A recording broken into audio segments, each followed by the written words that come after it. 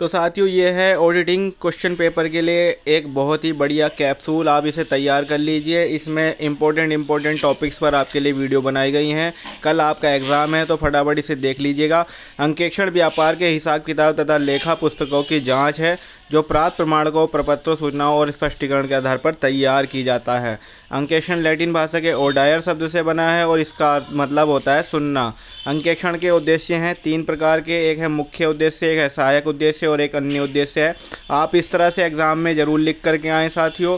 अंकेक्षण के लाभ और महत्व, तो साथियों जो उसके उद्देश्य हैं अमूमन वही उसके लाभ भी होते हैं। आप यहाँ पर बड़े आराम से देख सकते हैं कि इसके क्या क्या लाभ हैं, जैसे व्यापार की वास्तविक स्थिति का पता लगाना, त्रुटियों का ज्ञान करना, कर्मचारियों की कार्यक्षमता में वृद्धि करना, संस्था की साख में वृद्धि करना, न्यायालय में साक्ष्य के रूप में प्रस्तुत, क्षतिपूर्ति प्राप्त करने में सहायक हो जाता है। ऑडिटिंग होने के बाद कर निर्धारण में सहायक हो जाता है और ऋण लेने की सुविधा मिल जाती है अगर आप अपनी कंपनी का ऑडिट वगैरह कराते रहते हैं तो।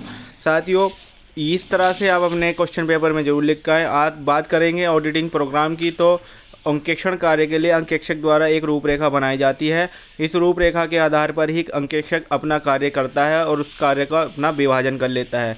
इस प्रकार से कार्य करने से अंकेक्षक को अपने अंकेक्षण संबंधी कार्यों में सहायता भी मिल जाती है और यह कहा जा सकता है कि एक अंकेक्षक द्वारा अंकेक्षण कार्य करने के लिए जो योजना बनाई जाती है उसे अंकेक्षण कार्यक्रम के अंतर्गत बनाया जाता है।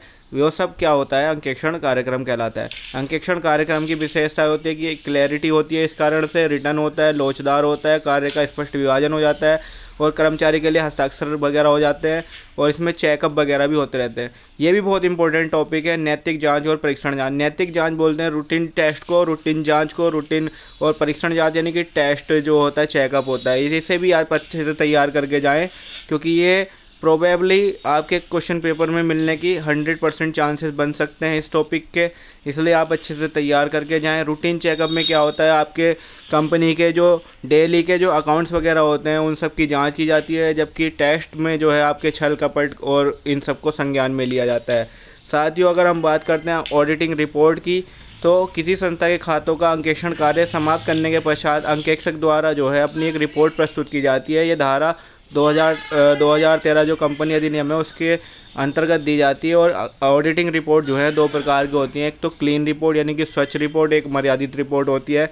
स्वच्छ रिपोर्ट के अंतर्गत किसी भी प्रकार की कोई कमी न होने पर ये रिपोर्ट बिल्कुल साफ रूप से अंकेक्षक द्वारा प्रस्तुत की जाती है। जबकि मर्यादित रिपोर्ट में जो है क्या होता है, यदि किसी भी प्रकार से कोई त्रुटि है, छल है, कपट है, खातों में कोई ना कोई हेर फेर है तो वो जो है अंकेक्षक द्वारा नोट कर दिया जाता है। इसको हम मर्यादित रिपोर्ट में शामिल करते हैं। Thank you so much.